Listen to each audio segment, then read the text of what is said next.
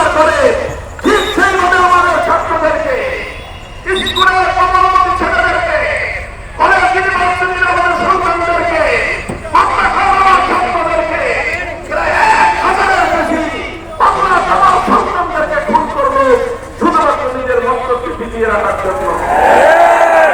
অনেকেই বলতো সে একটা চরম সাইকোপ্যাথি, চরম পর্যায়ের মানসিক বিকৃতি তার ঘটেছিল। এইভাবে বাংলাদেশকে চালিয়ে করে তারপরে 5ই আগস্ট সে পালিয়ে নরেন্দ্র মোদীর ঘরে আশ্রয় দিল।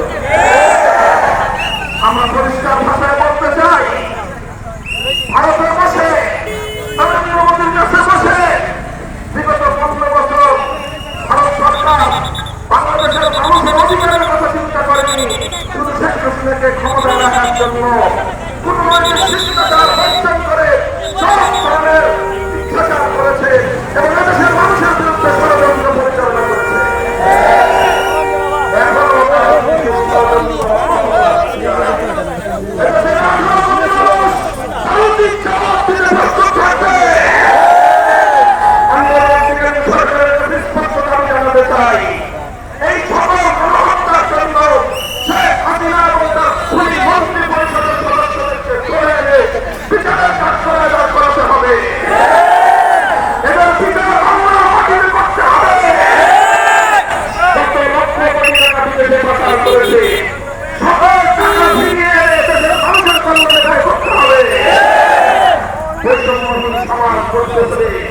যে জাতীয় ঐক্য সূচিত হয়েছে, ঐক্য ধরে রাখতে হবে। সকল ধর্ম, বর্ণ, ভিন্ন মত সকলে মিলে আমরা সত্যিকার অর্থে সুন্দর বাংলাদেশ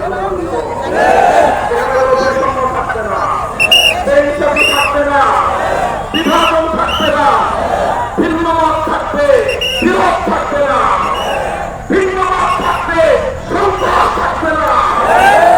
আওয়ামী লীগের মতো সন্ত্রাসী দল বাংলাদেশে রাজনীতি করবার আওয়ামী লীগের রাজনীতির সাথে যারা জড়িত ছিলেন, কেউ যদি ভালো মানুষ থেকে থাকেন তাহলে আমি বলবো আওয়ামী লীগের নাম পাল্টায় শেখ হাসিনাকে বাদ দিয়ে নতুন ভাবে রাজনীতিতে আসা চিন্তা করবেন। অন্তর্বর্তীকালীন সরকারকে বলবো কোন খুনি, সন্ত্রাসী, মানুষের হত্যাকারীকে বাংলাদেশের রাজনীতিতে পুনর্বাসনের কোন সুযোগ দেওয়া চলবে না। ইনশাআল্লাহ আগামী বাংলাদেশ সেভাবেই আমরা সকলে মিলে গড়ে তুলব। কোন সাম্প্রদায়িকতার আমাদের স্থান পাবে না। শেখ হাসিনার রাজনীতি ছিল ভিন্ন ভিন্ন ধর্মাবলম্বীদের মধ্যে সংঘাত তৈরি করে সাম্প্রদায়িকতার পানি ঘোরা করে তারপরে মাছ স্বীকার করা। এখন শেখ হাসিনাও নাই, বাংলাদেশের কোন সম্প্রদায় সংগঠন নাই। বিগত 1 মাসে বাংলাদেশের কোথাও কোন সংখ্যালঘু হিন্দু